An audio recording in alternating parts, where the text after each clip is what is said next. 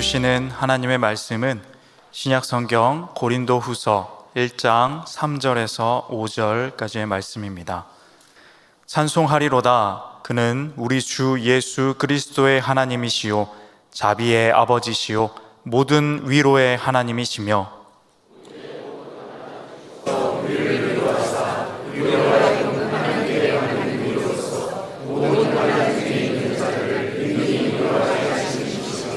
함께 읽겠습니다. 그리스도의 고난이 우리에게 넘친 것 같이 우리가 받는 위로도 그리스도로 말미암아 넘치는도다. 아멘.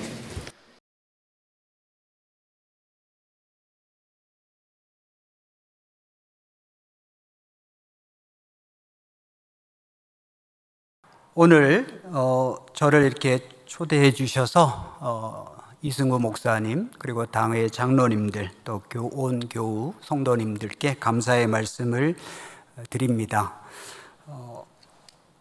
그리고 우리 영은교회에서 우리 장로회 신학대학교 장신대를 위해서 늘 기도해 주시고 또 많이 지원하고 후원해 주셔서 감사를 드립니다. 물론 총장님께서 또 감사를 많이 하셨겠지만 또 저도 알고 있는 바로는 우리 학교를 위해서 학교 발전 기금을 매년 또 크게 지원해 주시고, 또한 제가 더 감동스럽게 생각하는 것은 제가 장신대 안에 남북한 평화신학연구소 소장을 직전 소장으로 섬긴 적이 있습니다. 한 2년 정도인데요. 연구소이긴 하지만 이제 제일 중요한 역할이 학교 안에 있는 북한 이탈 주민 학생들, 탈북민 학생들을 지원하고 돕는 그 역할을 하는 기관입니다. 주선혜 교수님이 이제 세우셨고 지금까지 이어지고 있는데요. 저희 학교 안에 2,000명 재학생 가운데 한 매년 18명에서 한 20명 정도가 재학하고 있습니다. 탈북민 학생들이. 또 이 학생들을 위해서 크게 장학금 지원해 주셔서 목사님과 당회와 또 교회 모든 분들께 감사를 드립니다. 또한 이 교회의 3회 장학재단을 통해서 많은 학생들에게 장학금 지원을 해주고 계신데, 그 중에 우리 신학생들 또 그 중에서도 우리 장신대 학생을 매년 한 사람씩, 매 학기 한 사람씩 정해서 도와주셔서 너무나 큰 감사를 드립니다. 또 장신대의 경우에는 제가 학생들 중에 어려운 학생들이 있으면은 제가 교회에 추천하고 했는데, 그렇게 도와주시는 걸 알고 얼마나 이 장학금이 그들에게 귀하게 감사하게 쓰이는지 제가 대신 모든 감사의 말씀을 드립니다. 하여튼 영은교회에서 우리 장신대를 위해서 기도해 주시고 많이 후원해 주셔서 거듭 감사의 말씀을 드립니다. 또한 이번에는 8주간 작년 성경 공부 기간 동안 저를 초청해 주셔서 감사드리고요. 그 중에 한 주간 오늘 오픈 특강으로 또 오후 예배에서 함께 섬길 수 있도록 해 주셔서 감사를 드립니다. 제가 이제 조직신학 전공이고 그 중에서도 삼일체 신학 전공이라고 하고 다닙니다. 그래서 많은 분들이 이제 삼일체에 대해서 궁금하신 분들은 백충현한테 가라 뭐 이렇게 이제 이미지 메이킹은 되긴 했는데요. 또 제가 제목은 쉬운 이해라고는 했는데 얼마나 쉬울지 자신은 없습니다. 그래도 쉬운 이해라고 해야 여러분들이 좀 마음 편하게 다가오지 않을까 이런 생각은 들었고요. 이번에 성경 공부는 이제 2월에 나왔던 요 책을 가지고 성경의 키워드로 풀어가는 조직신학, 삼일체 신학 개용 요거를 가지고 이제 하거든요. 성경에서 나오는 중요한 단어 하나하나, 예를 들면 태초에라는 말이 창세기 1장, 요한복음 1장에 나오는데 그 태초라는 말을 또 삼일체적으로 풀어가면서 고난이라는 말, 선교, 또 신비, 종말 뭐 등등 이렇게 해서 이 책을 쓴 걸 가지고 이제 교재로 공부를 하고 있습니다. 저는 뭐 쉽다고 했는데 성경 공부 들으시는 분들은 아마 여전히 어렵게 느끼지는 않았을까 하는 걱정은 있지만, 그래도 저희 신학교에서 신학을 첫 걸음 뛰는 학생들에게는 우리 학생들이 편안하게 다가갈 수 있도록 한 거고요. 그 다음에 오늘은 이제 또 수업을 들으시는 분 외에 또 전부가 참여하시는 오후 예배 시간이기 때문에 어떻게 보면 삼일체에 대해서 아주 쉬운, 기본적으로 가장 쉽게 접근할 수 있는 그런 방법으로 여러분들한테 썼습니다. 시간이 이제 30분 또는 40분 안에 마칠 수 있도록 목표로 하고 말씀을 드리겠습니다. 오늘 말씀을 먼저 보면 찬송하리로다라고 시작하지 않습니까? 이 찬송하리로다라는 말을 잘 생각해 보면 이건 감탄문이거든요. 찬양하라, 또 찬송하라, 명령의 말씀도 있습니다. 성경에는. 그래서 우리가 늘 힘들 때 찬송하고 또 즐거울 때 찬송하고 찬송하면서 우리의 삶이 하나님께 찬양과 영광을 올려드리는 그런 삶이 되어야 되겠는데요. 특히 이 본문은 명령이라고 보다는 감탄이거든요. 찬송하리로다, 이 감탄이죠. 사실 우리 신앙생활이 이렇게 감탄으로 되면 얼마나 좋을까. 물론 우리가 배우는 단계에서는 의무적으로 또 교육적인 효과를 위해서 예배 드려야 하고 성경 읽어야 하고 기도해야 하고 전도해야 하고 등등 이런 의무적인 것도 있지만 그런 단계를 조금 더 넘어서면은 사실 우리가 정말 찬송하고 싶다, 예배하고 싶다, 그죠? 성경 읽고 싶다, 이런 상태로 신앙생활하는 게 제일 좋잖아요. 그래야 즐겁고 재미있고 기쁘고 이렇게 되는데, 여기 오늘 본문의 말씀 3절은 바로 찬송하리로다 감탄으로 시작합니다. 찬송하리로다, 그는 하나님이신데 어떤 하나님이시냐면 예수 그리스도의 하나님, 즉 예수 그리스도를 통해서 드러나신 하나님이죠.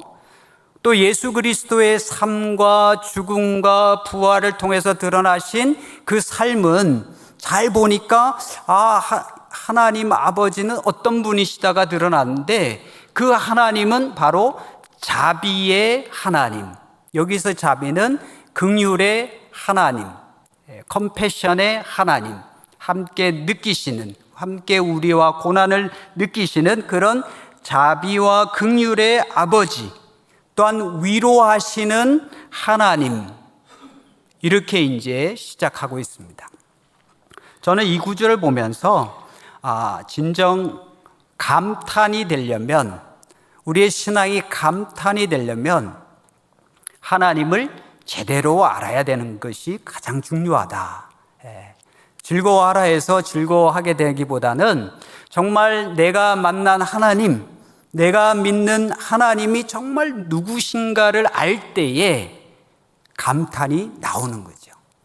그 하나님을 어떻게 아느냐면 예수 그리스도의 삶을 통해서, 또한 예수 그리스도의 삶을 보니까 바로 우리가 믿는 하나님은 자비의 하나님, 긍휼의 하나님, 또한 위로의 하나님, 이것을 깨달을 때 우리의 마음속에 저절로 그런 하나님 너무나 감사합니다, 그런 하나님 정말 찬양하고 싶습니다, 그런 하나님 제가 예배하고 싶습니다, 이런 마음이 들이라 생각이 듭니다. 그런 하나님을 저는 여기서 삼위일체 하나님으로 이제 좀 풀어서 설명을 좀 드리려고 하는데요. PPT를 보시면서 하겠습니다. 자, 사실 우리가 믿는 하나님은 성경의 하나님이죠. 성경에서 드러난 하나님은 삼위일체 하나님입니다. 다만 삼위일체라는 말 자체는 너무 어렵잖아요. 너무 어려워가지고 사실은 우리가 하나님을 믿긴 믿는데, 성경의 하나님을 믿고 예배하는데 삼위일체라는 단어만 들으면 그거는 머리 아파, 그러니까 묻지 마, 그 다음에 거기에 대해서는 더 고민하지 말고 무조건 믿어, 이렇게 저희가 교육도 받고 그랬거든요. 저도 그렇게 자랐습니다.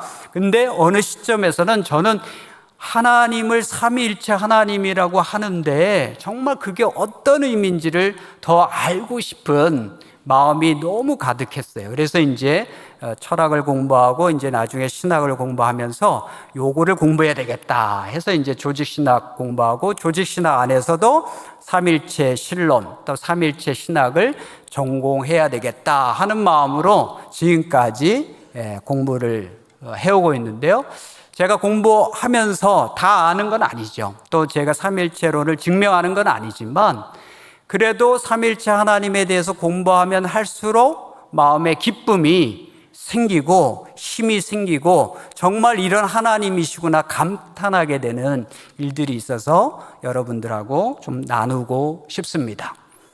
삼일체 하나님은 어떻게 보면 교리 아니냐? 맞죠? 교리입니다. 그러나 이제 어떤 분들은 교리이니까 그냥 그건 딱딱한 거고 어려우니까 그냥 내버려두고 그냥 잘 믿기만 해, 이러신 분들이 있는데, 제가 볼 때는 그 교리는 딱딱하고 어렵지만 그 교리가 포함하는 내용은 굉장히 엑기스거든요. 핵심적인 거거든요. 그래서 그 교리가 얘기하는 내용이 어떤 건지를 좀 파악을 하면 더 좋겠다, 이런 생각이 참 많이 듭니다. 그래서 교리로라기보다는 성경의 하나님, 성경에서 얘기하고 있는 하나님의 모습이 바로 삼일체 하나님이다. 삼일체라는 말은 어렵지만 그래도 이렇게 표현하고 있다. 우리가 그쪽에 이제 관심을 가지면 좋겠습니다. 삼일체라는 단어가 우리가 모른다 하더라도 우리의 삶의 교회 현장에서는 얼마나 밀접한지 제가 말씀을 드리고 싶은데요. 여러분 사도신경 많이 외우시죠? 아마 모태신앙이시면 지금까지 사도신경을 외우신 것 횟수만 해도 아마 수천 번, 수만 번 되실 겁니다. 그죠? 저도 마찬가지고요. 얼마나 많이 외웠으면 거의 저의 몸에 내재화가 돼 있습니다. 그래서 옛날 번역도 잘 나오고요. 또 새 번역도 나옵니다. 그러니까 이제 한편으로 내재어 친숙해져서 우리의 몸에 체질화가 돼버렸는데, 과연 그 의미를 얼마나 알고 사도신경을 고백하는가 하는 것은 한 번 더 생각을 해봐야 될 것 같습니다. 얼마나 내 체질화가 잘 됐냐면, 아마 영흥교회는 이제 이렇게 새 번역으로 고백하실 겁니다. 통합 측 교회들은 대개 새 번역이고, 합동 측 교회는 몇 군데 가보면 아직도 이제 옛 번역으로 하고 있더라고요. 그래서 이제 이게 두 가지 버전이 다 가능하다는 것은 저는 어떻게 아냐면, 통합 측 교회 가서 예배 드리면 예배 인도자가 나는으로 시작하면 저도 자연스럽게 나는이 나와요. 근데 합동 측에 가서 예배 드릴 때 이거 고백하자고 하는 인도하시는 분이 전능하사 이렇게 이제 하시면 저도 모르게 그냥 전능하사로 나와 버립니다. 그냥 자동으로 나오는 거죠. 하도 많이 외워서 이제 자동화가 됐는데 그 의미에 대해서는 많이 생각을 못 했다가, 저도 이제 삼일체 신학을 공부하면서 어느 시점에서는 이게 이제 발견이 된 거죠. 사도신경 안에는 삼일체라는 단어는 없습니다. 그런데 가장 중요한 말이 나는 믿습니다. 나는 믿습니다. 나는 믿습니다가 3번 반복이 되는데요. 그 3번이 반복될 때 믿는 내용에는 나는 성부 하나님을 믿습니다. 성자 하나님을 믿습니다. 성령 하나님을 믿습니다. 사도신경의 구조, 뼈대 자체가 삼일체로 되어 있다. 혹시 이것을 이미 발견하신 분들이 계시다면 대단하다, 이렇게 저는 말씀드리고 싶습니다. 저도 이걸 공부하면서 뒤늦게야 발견하고 놀랬거든요. 사도신경의 오늘날 우리가 외우는 사도신경의 버전이 최종적으로 확정된 거는 7세기 말 8세기. 그러나 갑자기 7세기 말 8세기 하늘에서 떨어진 게 아니고요. 예수님 당시에 예수님을 믿었고 따랐던 제자들, 이후의 사도들, 그 이후의 사도 이후의 교부들, 초대교회를 거치면서 하나님에 대한 신앙 고백이 조각조각 있던 것이 맞춰지면서 최종본으로 완성된 것이 8세기예요. 7세기 말 8세기. 그게 오늘날 2000년이 지난 오늘날까지 우리에게 이어지고 있거든요. 그런 점에서 이제 사도신경을 우리가 오늘날도 정말 귀 간직하면서 고백하고 있는데, 이 고백의, 신앙 고백의 내용이 삼일체적인 뼈대로 구성되어 있다라고 하는 것. 아마 이제 제 얘기를 들으신 분들은 오늘부터 아마 사도신경을 외우실 때마다 성부 하나님 믿습니다, 성자 하나님 믿습니다, 성령 하나님 믿습니다, 이 얘기가 떠오르실 겁니다. 더 놀라운 건요, 우리 찬송가의 3장, 4장, 7장 보시면 숫자 3, 4, 7이라는 숫자 아래는 늘 작사자의 이름이 나오거든요. 근데 3, 4, 7장은 작사자의 이름이 있는 항목에 뭐라고 돼 있냐면 Second Century, 2세기, Traditional, 전통적으로 부른 노래, 이렇게 돼 있습니다. 작곡자의 이름이나 연대는 이제 그 음표, 그 그림의 오른쪽 위에 있죠. 그래서 그거는 이제 3, 4, 7장 찾아보시면 작곡자는 다르고 대개 19세기, 20세기에 많이 작곡이 됐지만, 이 가사 자체는 2세기부터, 2세기니까 100년대죠. 100년대, 110년대, 이때부터 완전 초대교회에 이른 시기부터 이 가사로 찬양을 해왔다는 거예요. 초대교회 예배에서. 그 2000년 된 가사를 우리가 지금 찬양으로, 현대 버전의 작곡으로 부르고 있다는 겁니다. 그 가사의 내용이 성부에게, 성자에게, 성령에게 영광이 있을지어다. 태초로부터 지금까지 또 영원 무궁히 아멘, 아멘, 아멘. 자, 이 가사가 왜 중요하냐면요, 영광과 존귀를 받으실 분은 하나님이죠. 그 하나님의 자리에 성부와 성자와 성령에게, 이렇게 돼 있거든요. 그래서 이제 라틴어 가사로 성부에게 파트리, 영광이 있기를 글로리아, 글로리아 파트리, 이렇게 시작하기 때문에 3, 4, 7장 아래 다시 보시면 글로리아 파트리라는 라틴어 가사 첫 제목이 이 가사의 제목이 되어서 써 있는 겁니다. 그러나 이 가사는 2세기부터 시작되어 있다. 삼일체라는 단어는 없지만 초대교회 예배 때부터 성부 하나님, 성자 하나님, 성령 하나님 영광과 감사를 올려드립니다, 하나님으로 여기는 신앙 고백을 통해서 우리 신앙이, 또 신학이 지금까지 전해져 오고 있다는 거죠. 저 이걸 발견하고도 굉장히 놀랐습니다. 즉 삼일체의 내용은, 단어는 좀 어렵지만 삼일체 하나님이 하는 내용은 초대교회 예배를 통해서, 또 초대교회 신앙 고백을 통해서 지금까지 전수되어져 오고 있다는 것을 알게 되죠.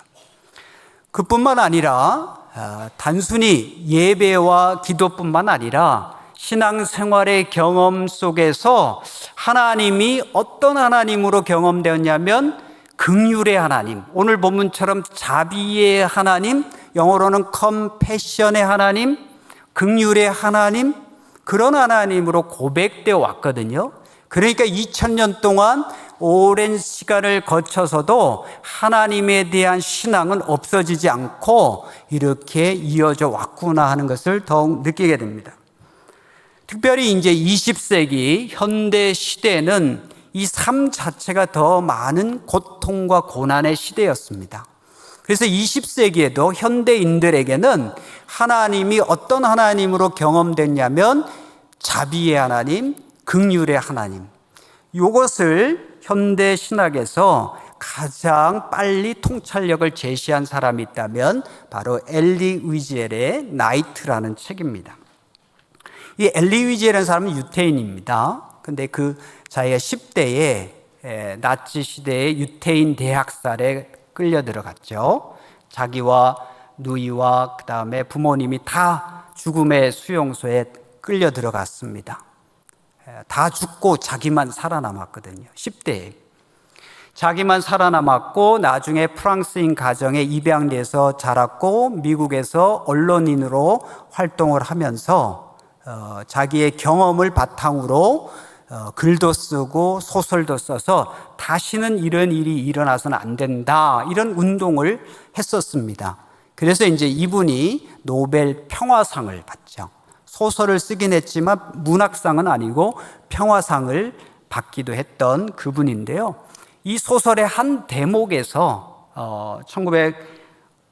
1950년대 이른 시기에 20세기의 1차 세계대전, 2차 세계대전, 유태인 대학살, 이걸 경험하고 처참한, 인류사의 처참한 고난과 고통의 시기를 겪은 다음에 그때 이제 지성인들은, 조금 똑똑하다는 사람은 하나님이 어디 있어?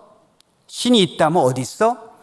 신이 있다면 이런 끔찍한 일들이 어떻게 벌어질 수 있겠어? 신이 없는 거야. 무신론자가 되죠. 그런 시대적인 상황 속에서 엘리 위젤은 자신의 책을 통해서, 특별히 이 나이트라는 책을 통해서 어떤 얘기를 하고 있냐면요, 소설 한 대목에 죽음의 수용소 안에서 매일마다 아침에 조회를 통해서 그 전날 말 안 듣는 사람들, 사소한 규칙을 어긴 사람들, 말도 안 되는 이유 가지고 몇 사람씩 수천 명의 유태인들 앞에서 처형하는 일들이 벌어집니다. 그러니까 그 안에 있는 사람들에서 더더욱 사실 하나님에 대한 신앙이 회의가 될 수밖에 없습니다. 근데 어느 날은 더 끔찍한 일들이 벌어지는데, 그날은 교수대에 매달려 죽어가는 사람이 보통 성인도 아니고 아주 어린 꼬맹이, 어린 소년이 매달려 죽는 거예요. 그걸 보고 있는 사람들로서는 더더욱 마음이 힘들잖아요. 그래서 이제 수군수군 됩니다. 정말 신이 있다면 어디 있어? 하나님이 있다면 어디 있어? 없어. 이런 얘기가 수군수군하게 들리죠. 이걸 보고 있는 주인공 주변에도 그런 얘기를 하고 있고 주인공 마음에도 그런 얘기가 들립니다. 그때 소설의 한 대목에서는 그때 그 주인공의 내면의 깊은 내면 속에서 어떤 목소리가 들려요. 내가 어디에 있느냐고? 나는 죽어가는 저 아이와 함께 매달려 있느니라. 요 한 줄이 현대 신학에서 굉장히 중요한 통찰을 준 얘기입니다. 많은 사람들은 신은 없다라고 얘기할 때 엘리 위젤은 이 책을 통해서 하나님은 계셔. 근데 어디에 있어요? 죽어가는 저 아이와 함께 매달려 있느니라. 그 얘기가 뭐냐면 나는 고난당하는 자와 함께 고난을 받고 있느니라. 이 메시지를 던져준 겁니다. 그래서 이 책이 그렇게 유명한 책이 되었습니다. 20세기 중후반에 하나님 어딨어? 라고 많이 고민하는 사람들에게 또는 무신론자에게 하나님은 있다, 이 얘기를 하는데요. 다만 어디에 있냐?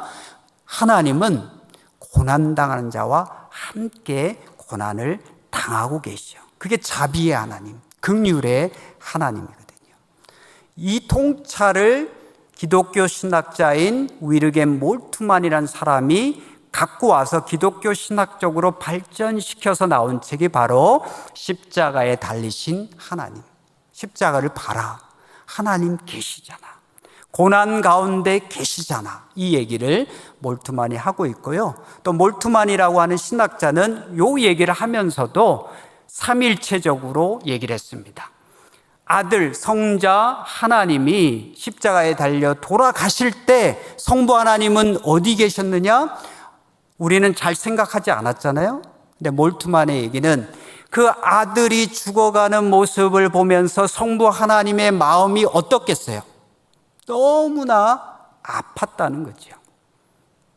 물론 세상을 구원하시기 위한 사명의 길을 가신 것은 맞지만 그럼에도 불구하고 아들 예수 그리스도가 십자가에 달려 돌아가실 때 성부 하나님도 그것을 보시며 함께 고난을 느끼시는 자비의 아버지, 긍휼의 하나님이시라는 것을 얘기를 한 겁니다.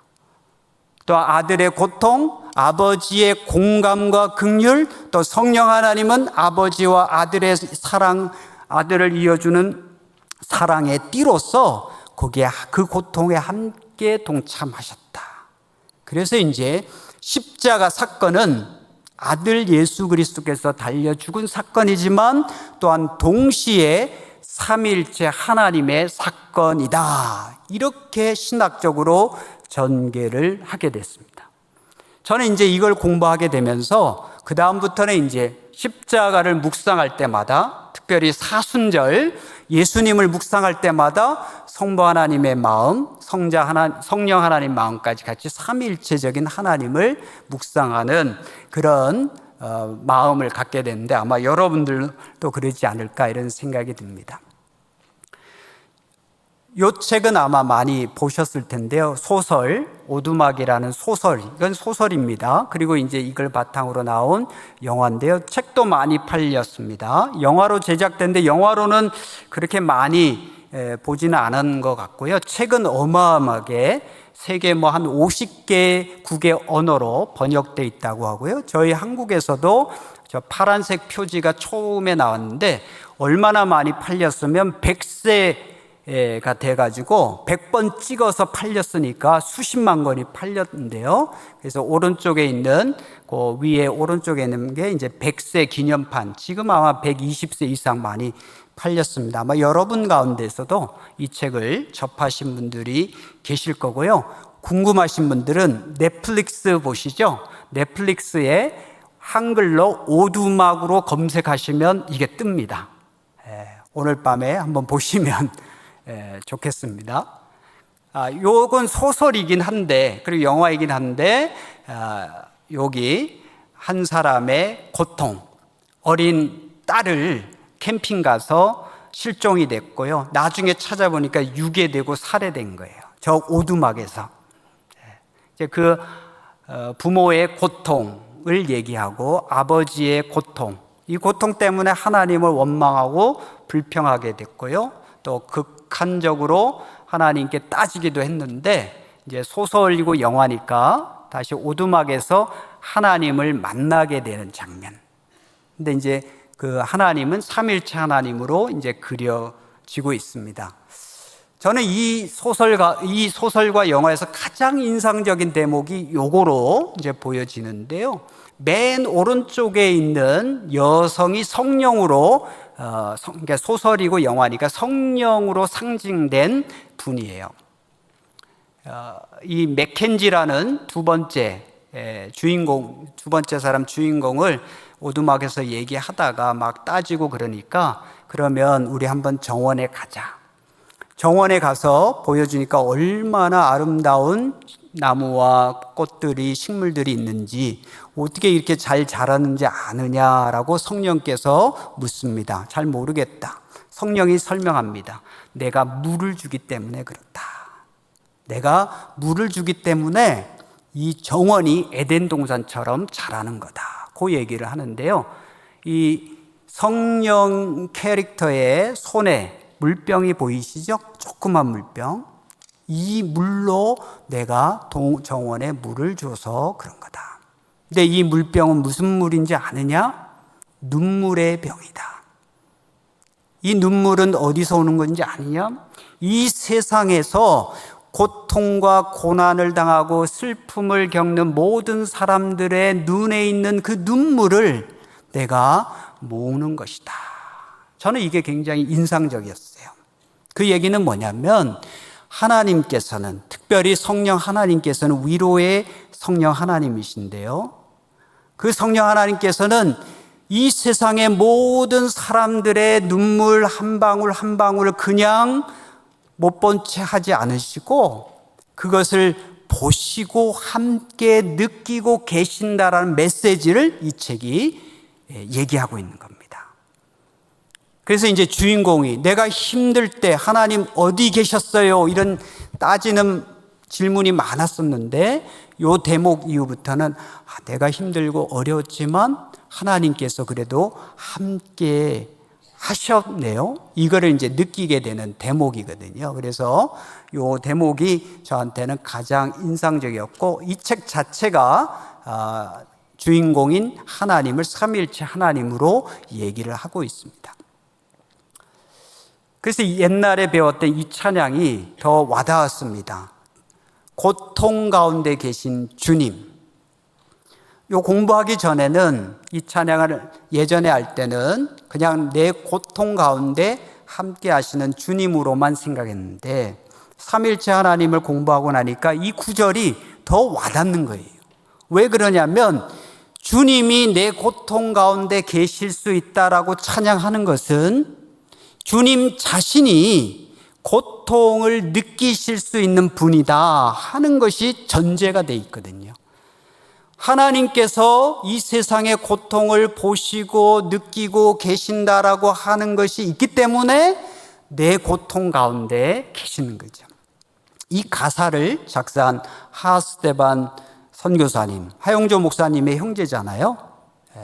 바로 몰트만의 그 책을 신문기사를 통해서 알고 묵상하면서 이것을 작사했다고 하더라고요. 그러니까 조금 더 신학적으로 알고 묵상하면 이 찬양이 더 깊이 와닿는다, 이렇게 보게 됩니다.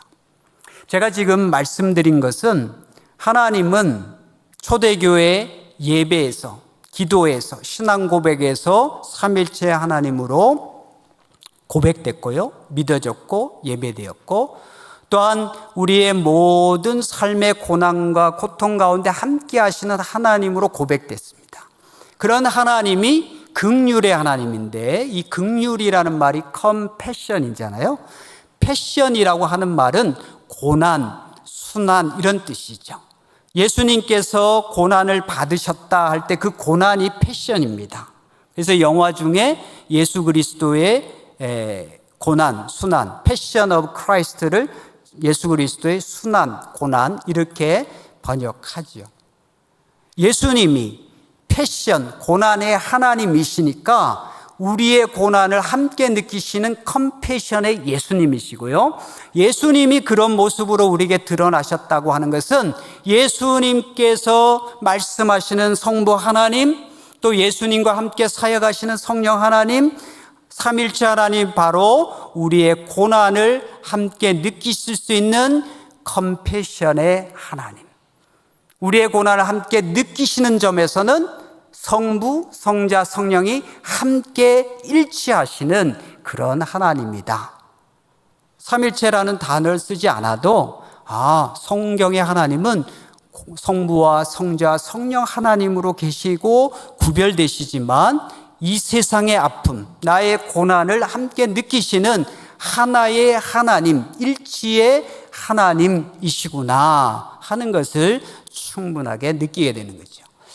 구약에서도 그런 모습들이 많이 나타나고요, 또한 성령 하나님도 마찬가지입니다. 여기 단어를 조금 더 설명은 하고 싶지만 제 책에 성경 공부하신 분들은 보시면 있고요, 또 시간 관계상 여기는 띄되 그래도 구약의 하나님이 그런 하나님인 걸 몇 가지 말씀드리겠습니다. 이사야 49장에 이런 표현이 있죠. 하나님은 그의 고난당한 자를, 하나님의 백성을 긍휼히 여긴다. 긍휼히 여긴다. 긍휼의 하나님, 여기가 바로 컴패션의 하나님, 자비의 하나님. 마치 어머니가 그 태에서 난 자녀를 긍휼히 여기는 것처럼 하나님도 그러시는데, 혹시 세상에서는 어머니나 그 부모가 자녀를 잊을지라도 하나님, 나는 절대 그러지 않는다. 이 구절이잖아요. 긍휼의 하나님, 구약의 하나님, 한편으로는 무서운 하나님이 아니라요, 물론 무섭게도 보이는 대목이 있지만 더 근원적으로는 긍휼의 자비의 하나님이라는 게 구약 성서 안에도 깔려 있습니다. 출애굽기 얘기를 보면서 저는 늘 3장만, 출애굽기 3장에서부터 시작을 했었는데, 이걸 공부하다 보니까 3장보다 더 중요한 게 2장 끝부분이다. 모세를 불러 그 출애굽의 역사, 놀라운 역사를 왜 일으켰냐? 하나님은 전능의 하나님이기도 하지만 그 전능의 하나님의 기초는, 동기는 긍휼의 하나님입니다. 출애굽 2장에 보면 히브리 노예들, 이스라엘 노예들이 이집트의 노예로 살면서 얼마나 힘들었으면 부르짖었잖아요.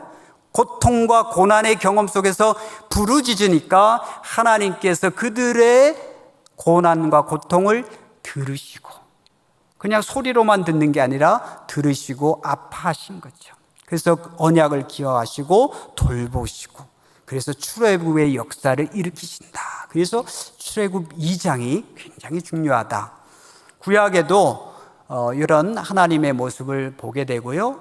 예수님은 더더욱 십자가 사건을 통해서 알 수 있지만 또 지상에서의 공생의 사역도 보시면 예수님께서 기적을 일으키시고 치유하신 그 대목의 동기는 뭐냐면 바로 이런 구절입니다. 그들을 불쌍히 여기시고, 옛날 번역에는 이제 민망히 여기시고, 이렇게 돼 있는데 영어 성경으로 보니까 compassion. 주님께서 복음 전파하시면서 다니시다가 힘든 사람들, 이런 사람들 보고 마음이 너무나 아프신 거예요. 그리고 함께 느끼시는 거예요, 그 아픔을. 그래서 저 사람을 도와주고 치유하고 기적을 일으키신 거죠. 물론 우리의 눈에는 기적이 더 와닿겠지만 기적보다 더 중요한 것은 예수님의 그 마음이다라고 하는 거죠. 긍휼의 마음. 이 성경 구절 다 보니까 그런 거예요. 예수님께서 이 땅에 오시고 지상 사역에 하시고 심지어 십자가에 달려 돌아가신 모든 것이, 고난을 당하시는 이 모든 것이 바로 고난을 당하시고 우리와 함께 느끼시는 그런 긍휼과 자비의 하나님, 예수님이시다는 거죠. 성령은 더더욱 그렇죠. 예수님께서 가르쳐 주신 이름이 또 다른 보혜사인데, 보혜사라는 말이 바로 위로라는 뜻이죠. 위로하시는 분, 파라클레토스, 위로의 하나님이라는 것은. 그래서 성령은 우리를 도우시잖아요.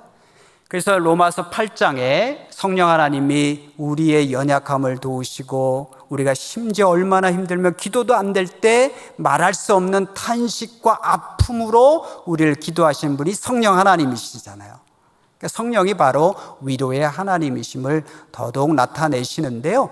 저는 이제 삼일체 하나님을 더 깊이 묵상하다 보니까 로마서 8장에 있는 성령의 기도도 성령만의 기도가 아니고, 그 다음에 보면 성부 하나님께서 함께 하시는 기도고, 심지어 조금 더 뒤로 가면 부활 승천하신 하나님 우편에 계시는 우리 예수님도 우리 성도를 위해서 하나님 우편에 계시지만 우리를 위해서 간구, 중보기도 하시거든요. 그러니까 성령의 기도는 또한 동시에 성부와 성자와 성령 하나님이 함께 하시는 삼일체적 삼겹줄의 기도다. 그러니까 우리 성도가 얼마나 더 힘을 얻을 수 있겠습니까? 그래서 마지막 절, 로마서 8장 마지막 절에서 나는 확신합니다. 하나님의 사랑에서 끊을 수 없는 것은 아무것도 없음을 확신하는 강력한 확신이 여기서 나오는 거죠. 자, 긍휼의 관점에서 우리의 고난과 고통의 경험 속에서 만나는 긍휼의 하나님, 이 관점에서 제가 말씀은 드렸지만 이것을 좀 더 확대해 보면 결국 구약과 신약과 성경 전체에서는 바로 성부 하나님, 성자 하나님, 성령 하나님으로 드러나시지만 긍휼의 관점에서 하나가 되시는 분, 긍휼만이 아니라 다른 관점에서도 하나가 되시는 분, 요걸 이제 2세기에 초대교회 목사님들 또는 신학자들이 교회 안에서 새가족반도 공부하고 세례문답 교육도 하고 이래야 되니까 그런 하나님을 설명하려고 하다 보니까 삼일체라는 용어를 트리니티, 라틴어로는 트리니타스, 그리스어로 트리아스, 2세기 말에 만들어진 거죠. 그리고 4세기에 교회 회의를 모일 수 있을 첫 회의에서 삼일체 교회를 확증한 거고요. 그래서 성경 전체에서 보여지는 하나님이 바로 삼일체라는 단어가 얘기하는 그런 하나님이다라고 하는 것을 보게 됩니다. 그래서 성경의 곳곳에 보면 삼일체 하나님의 세례라고 하는 것을 더 명시적으로 알 수 있는 구절들이 있습니다. 그러나 이제 저는 그 몇몇 구절들도 중요하지만 저는 창세기부터 요한계시록까지 66권의 성경 전체를 읽어보면 그 주인공이 하나님이고 이 주인공이 삼일체 하나님으로 드러납니다. 이게 이제 더 중요하고요. 그러나 이제 혹시 더 관심 있는 분들은 몇몇 구절을 보면 더 삼일체 하나님이 드러납니다 해서 이제 예수님께서 세례 받으시는 장면이라든지 또 예수님께서 지상명령 그러면서 이제 세례를 베풀할 때 아버지와 아들과 성령의 이름으로, 아버지와 아들과 성령이 만약에 세 다른 신들, 즉 삼신론이라면 이 이름이 복수형으로 돼야 될 건데 이게 단수형으로 돼 있거든요. 그러니까 성부와 성자와 성령으로 구별되지만 세 신들의 이름으로가 아니라 하나의 이름으로 세례를 주라. 이것이 바로 또 성부, 성자, 성령으로 구별되지만 하나의 일치를 보여주는 대목이다. 이런 구절들이 참 많이 있습니다. 그 외에도 예배라든지 축도라든지 또는 심지어 구약 성서에서 창세기에 하나님께서 창조하신, 세계를 창조하신 이 모습도 자세히 보면 하나님 아버지께서 창조하시지만 말씀으로 창조하셨고 성자 예수 그리스도 또한 성령께서 창조의 과정에 운행하고 계셨잖아요. 창조도 삼일체 하나님의 창조다. 이렇게 이제 해석을 하면서 보면 성서 창세기부터 요한계시록까지 전부 다 하나님이 바로 삼일체 하나님으로 그려지고 계시되어지고 있다고 하는 것입니다. 조금 더 이제 얘기를 하고 싶지만 시간 관계상 또 궁금해하신 분, 그렇지만 성부, 성자, 성령이 어떻게 보면 셋으로 구별되지만 셋 아닙니까? 이렇게 이제 질문하신 분들이 있습니다. 그런 질문하신 분들은 우리가 정말 똑똑합니다. 논리적인 사고를 참 잘하십니다. 우리가 칭찬을 해줘야지.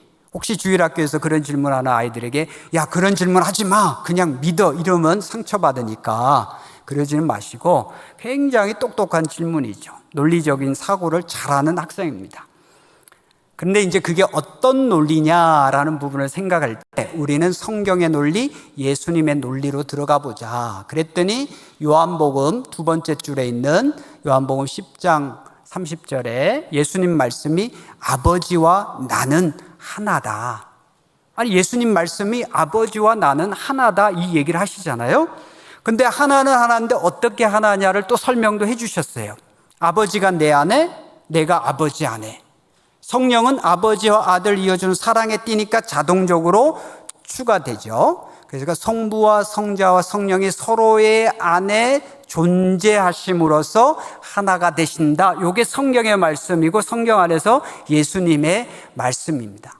요걸 이제 현대 삼일체 신학에서는 조금 어려운 단어로 페리코레시스라는 단어를 쓰고요. 요걸 조금 딱딱하게 번역하면 상호 내주다. 성부, 성자, 성령이 서로 안에 거주함으로써 구별되지만 한 분 하나님이 되신다. 요건 성서에 근거한 설명이죠. 요런 단어를 이제 저희들이 써서 설명을 하는데 용어는 어렵지만 그러나 성서에서 다 얘기하고 있는 거다라고 하는 것을 이제 말씀드리고 싶고요. 이제 마지막으로 요거까지만 말씀을 드리고 마치도록 하겠습니다. 그래서 이제 저는 삼일체 신학을 공부하면서 삼일체 하나님을 알아가면 알수록 성경을 통해서 하나님을 더 깊이 풍성하게 알아가게 되고 그게 기쁘고 즐겁고 공부하는 맛이 나고 또 강의하는 맛이 나고 그러더라고요.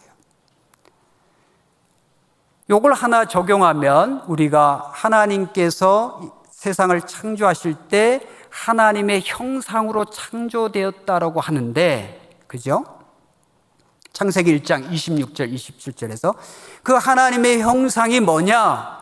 옛날에는 동물에게는 없고 인간에게 있으니까 그 이성을 말하는 거 아니냐? 또는 뭐 다스리고 정복하라 했으니까 어떤 통치권을 얘기하는 게 아니냐? 그걸 또 문화적으로 보면 문화적 창조력을 얘기하는 거 아니냐? 등등 이런 해석으로 많이 배웠습니다. 물론 그게 틀린 게 아니고 또 다 일리가 있습니다.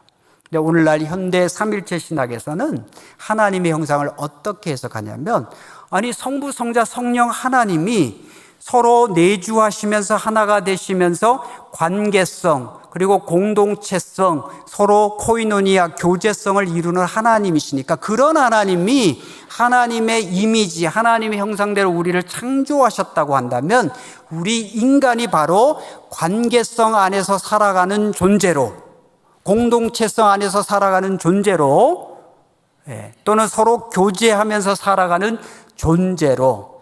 그래서 처음에 아담을 만드셨지만 독처하는 것이 좋지 않게 보여서 하와를 만드셨잖아요. 그것은 아담이든 하와든 남자든 여자든 모든 인간들이 관계적 존재, 공동체적 존재라고 하는 것을 보여준다라고 하는 거죠.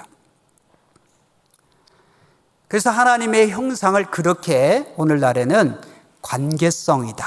그러니까 우리 인간은 하나님과의 관계가 아름답게 맺어져 살아야 되고, 또 사람과 사람의 관계가 잘 맺어져 살아야 되고, 더 나아가서 사람과 에덴 동산, 자연이라고 하는 창조 세계, 오늘날의 생태와도 아름다운 관계 속에서 살아가야 하는 존재로 지음을 받았다. 이게 하나님께서 하나님의 형상과 모양대로 우리를 지으셨다라고 하는 오늘날 현대 삼일체 신학에서의 해석인데요. 이 해석을 생각하면 굉장히 좋은 점이 많이 있습니다. 요 내용이 사실 이제 하얀 책에 밀리오리라고 하는 조직신학 개론책에 잘 설명이 되어 있고, 저도 그 부분을 읽고 가르치면서 굉장히 적용할 점이 많다, 이렇게 이제 말씀을 드리고 싶은데요. 혹시 관심 있으신 분들은 그 부분들을 더 세부적으로 보시면 좋겠습니다. 저의 책을 좀 소개를 하긴 했는데요. 제 책 제목에는 거의 다 삼일체라는 단어가 들어가 있습니다. 왜냐하면 신학은 하나님을 믿고서 하는 거니까 삼일체 하나님을 얘기하지 않고는 제대로 된 신학을 할 수 없다. 이게 이제 제 생각이다 보니까 모든 게 이제 삼일체라는 단어가 들어갔고요. 요번에 나온 성경의 키워드라는 책, 요번에 성경 공부하는 이 책도 성경의 키워드로 풀어가는 신학세계지만 그 내용적으로는 삼일체 신학을 바탕으로 해서 다 설명을 해놨습니다. 혹시 관심 있으신 분들은 조금 어렵더라도 이 책들을 보시면 참조가 되겠습니다. 네, 마치려고 합니다. 좀 쉬웠나요? 아니면 여전히 어려운가요? 조금이라도 쉬웠다면 감사한데, 그래도 어렵다 그러면 저를 욕하시고, 교수들은 맨날 거짓말 하더라, 시간에 맞춘다 해놓고 늘 오버하는 사람들, 또 쉽게 한다면서 여전히 어려운 사람들, 저희의 직업적인 한계가 그렇습니다. 우리 목사님들이 훨씬 더 이런 콘텐츠를 잘 아시고 여러분들에게 더 쉽게 정말 편하게 해주실 텐데요.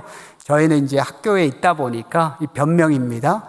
그것을 뛰어넘기는 어려우니 그 점은 여러분들이 용서를 해주시고, 나머지 부분들은 우리 이승구 목사님과 여러분 목사님들과 전도사님, 교역자들께 여쭤보시면 잘 쉽게 더 설명해 주시리라 생각이 됩니다.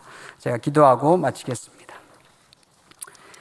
하나님, 오늘 작년 신앙교육 특강에서 말씀을 통해서 우리의 하나님은 자비의 아버지, 긍휼의 아버지, 또한 모든 위로의 하나님이심을 묵상하며 발견하게 하시니 감사를 드립니다.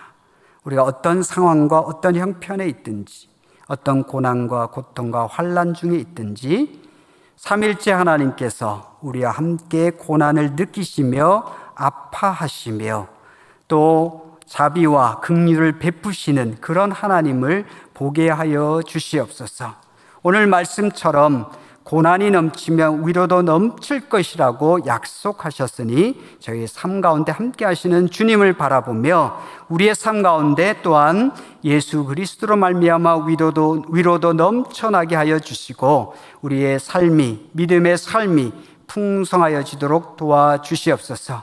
주님께서 세우신 주님의 몸된 영은교회, 그리고 이 교회로 불러주신 모든 하나님의 백성에게 개인적인 삶에서나 교회 공동체적인 삶에서 하나님의 자비와 위로를 풍성하게 베풀어 주시옵소서. 예수님의 이름으로 기도드립니다.